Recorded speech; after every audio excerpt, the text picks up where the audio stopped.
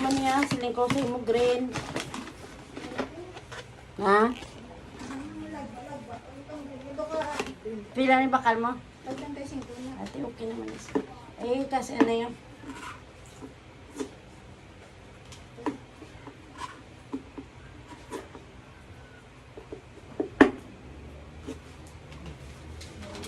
Hindi ko ba bakal mo ito kasi?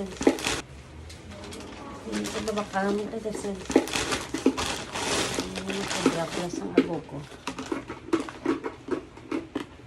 Pag nagawa kami ng agogo, ng ice cream, di ba? Iba-ibang flavor.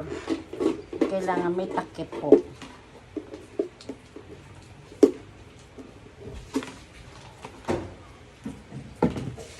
Malinis na po to na hugasan. Magkano pila ni nang? Ang timba na ginbili mo? Pabili ako nito. Dalawa lang muna dahil hindi kasya ng budget natin na 4. Eh, kukulangin. Kaya sa susunod naman, bibili naman tayo ng dalawa. Dalawa lang muna.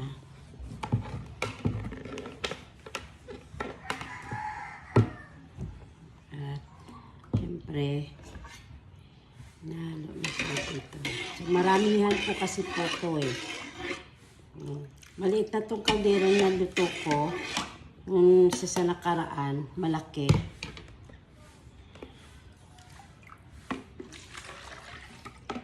So, matapon.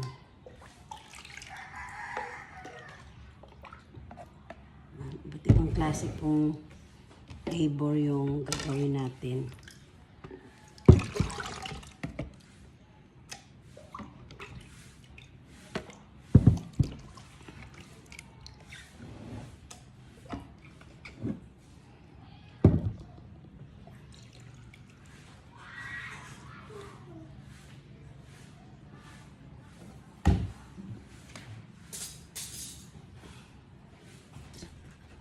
Malamig na po.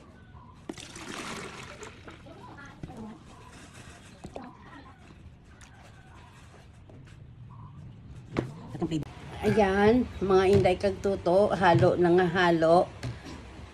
Para sa bago naman ice candy. Dahil naubos na po yung ice candy ko. Gagawa tayo ng ice candy ng mga paborito ng bayan. Another, may mga ingredients na yan sa loob. Lalagay mo lang dito ng ganyan.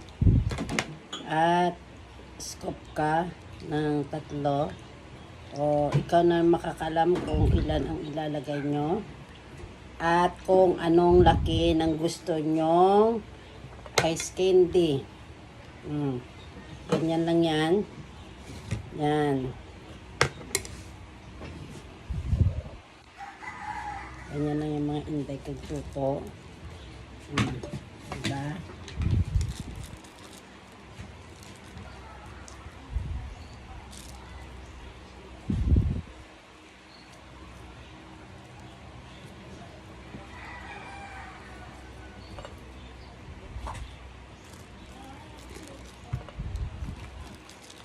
Iba't ibang klase po. Tatlong klase pong flavor ang ginawa ko.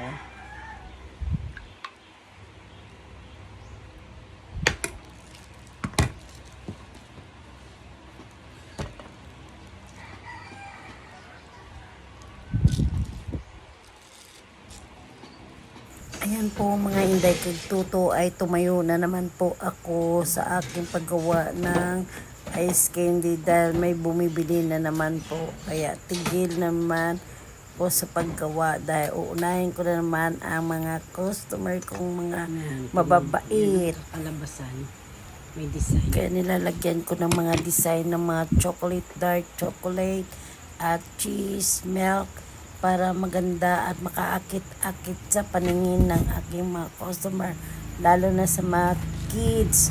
Kaya paborito nila yung may mga design. Hindi nila alam na masarap pala talagang ang may design o wala. Pareho lang din ang lasa Kaya uli ko pong ginawa ay ang Graham. No? Gagamitin ko pong last. At sa wakas mga inday kagtuto ay last ay Graham po ang ginawa ko po dyan. Kaya salamat ay this pangatlo ng gawa ng ice candy. Alam niyo ba mga inday kagtuto?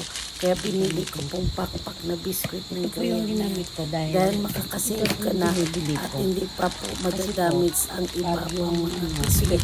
Kasi mayroon po dyan mga powder pero mabilis pong masira powder dahil na. nahahalo ng iba.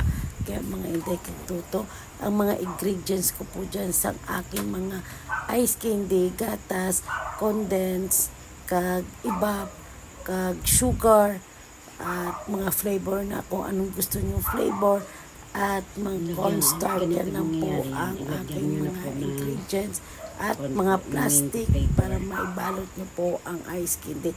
Kaya mga inday kagtuto, salamat po sa pagsubaybay nyo po sa aking mga Hindi po video sa laki ng at gusto nyo po, huwag nyo pong kalimutan na mag-subscribe, mag-comment at mag-like po ang aking mga video.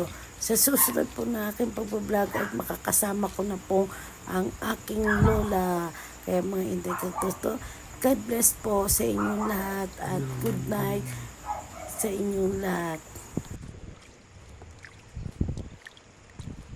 May ito po, ito ang nagawa ko. Ice cream, mayroon po akong dark chocolate, mayroon din po akong strawberry po, at mayroon po akong graham, mayroon din po akong